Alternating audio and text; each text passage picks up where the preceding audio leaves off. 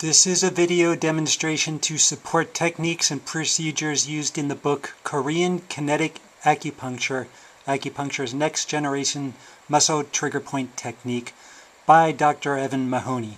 In no way should this be used by those without completed education, license, and degree in the curriculum of acupuncture and oriental medicine. Further training is recommended before one should begin practicing these techniques. The author takes no responsibility for mistakes or medical errors caused by those practicing these techniques. This video will not have needle insertion demonstration. For purposes of this book, these techniques should only be used for complaints of pain unless otherwise stated. It is to be understood that the practitioner using these techniques has a full understanding of acupuncture safety, contraindications, and proper needle location and insertion depth. This is a Korean Kinetic Acupuncture sample demonstration video. This is a video to demonstrate the calf muscle procedure. So we instruct the patient, before the needles are inserted, we instruct the patient to be in a standing position and bring their foot back as far as possible so that the heel is touching the ground. In this position, the calf muscle is stretched. And then we massage going upwards to check for the trigger point tender areas. You want to be careful. Just on touching, even lightly touching, can be very uncomfortable and tender for the patient.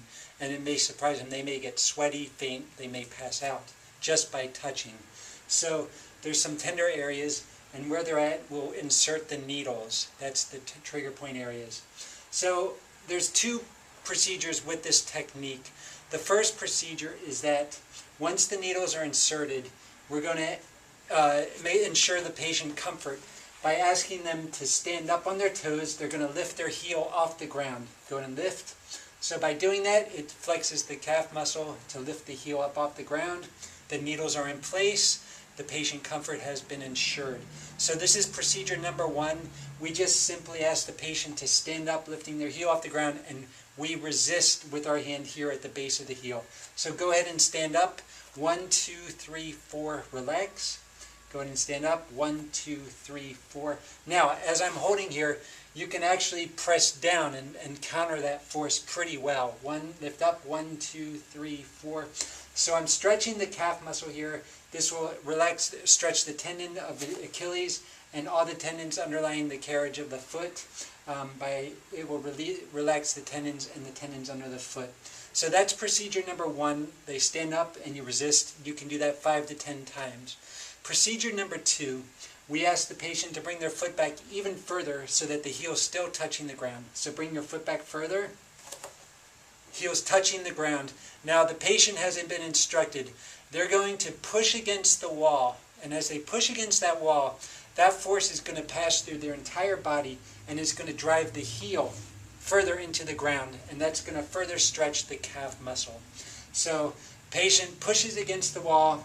That drives the heel in the ground. The practitioner can support that by pushing down. The needle's still in place, and the needles are usually on the medial gastrocnemics, the medial calf. We hold this procedure for 20 seconds. So after 20 seconds has passed, then I usually repeat procedure number one again. I instruct the patient to stand up. Go ahead and stand up. 1, 2, 3, 4, relax. Again, stand up. 1, 2, 3, 4. You can do this procedure 5 to 10 more times. Take out the needles. There's one variation for Morton's neuroma, which is a pea-sized nodule on the bottom of the foot under the balls of the toes. While we're in procedure number two, while the patient's foot is as far back as possible, we can lift up on the toes with our hand. We can lift up the toes, and this will stretch the underlying tendons of the foot and the toes while they're in that 20-second stretch with procedure number two. So you can simply lift up on the toes, which will provide a further stretch for the whole calf, Achilles, and undercarriage of the foot.